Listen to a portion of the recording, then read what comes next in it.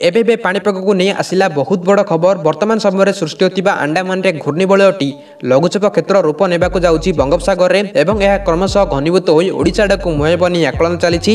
ତେବେ ଚାଲନ୍ତୁ ଜାଣିବା ଏନେଇ ସମ୍ପୂର୍ଣ୍ଣ ଖବରଟି କ'ଣ ରହିଛି, ବିଭିନ୍ନ ପାଣିପାଗ ସଂସ୍ଥାଗୁଡ଼ିକ କ'ଣ କହୁଛନ୍ତି ଏହାକୁ ନେଇ। ତା ସହିତ ଆପଣମାନେ ଆମ ଚ୍ୟାନେଲକୁ ସବସ୍କ୍ରାଇବ୍ କରି ରଖନ୍ତୁ ଏବଂ ଭିଡ଼ିଓକୁ ମଧ୍ୟ ଗୋଟେ ଲାଇକ୍ କରି ରଖନ୍ତୁ। ଆପଣଙ୍କ କେଉଁ ଜିଲ୍ଲା ଆମକୁ କମେଣ୍ଟ କରି ମଧ୍ୟ ଜଣାନ୍ତୁ। विभिन्न मॉडल बात्या आकलन करुवा बेले आम आंचलिक पाणीपाग विज्ञान केन्द्र बात्यार आभास देती।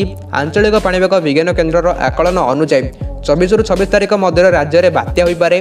तेबे 22 तारिख सुधा बात्या स्पष्ट चित्र आसीजिव। प्रतिवर्ष अक्टोबर मासरे आसिले लोकों भितर छनका पशे। गत 7 दिन धरे बात्या चर्चा चली बेले पूर्व आकलन कर आंचलिक पाणीपाग विज्ञान केन्द्र आज किंतु आभास देती।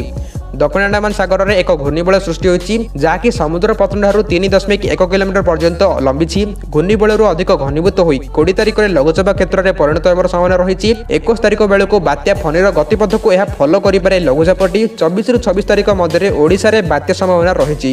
लघुचाप धीरे धीरे पश्चिम उत्तर पश्चिम दिख को गति कर केन्द्रीय एवं जहाँकि दक्षिण पश्चिम बंगोपसागर आड़ को मुहाइब। यार प्रभाव में सारा राज्य में प्रबल वर्षा सह पवनर वेग अधिका रहिबो।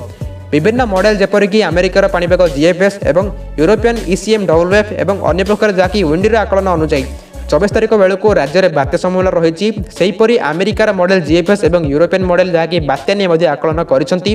तेबे बात्या प्रभाव आंध्र ओडिशा नचेत ओडिशा पश्चिम उपरे पड़िबो। दशहरा भले दीपावली भी बतुरिबो। तेबे 22 तारिख सुधा बात्यार गतिपथ एवं तीव्रता नहीं स्पष्ट चित्र आसीजिवो।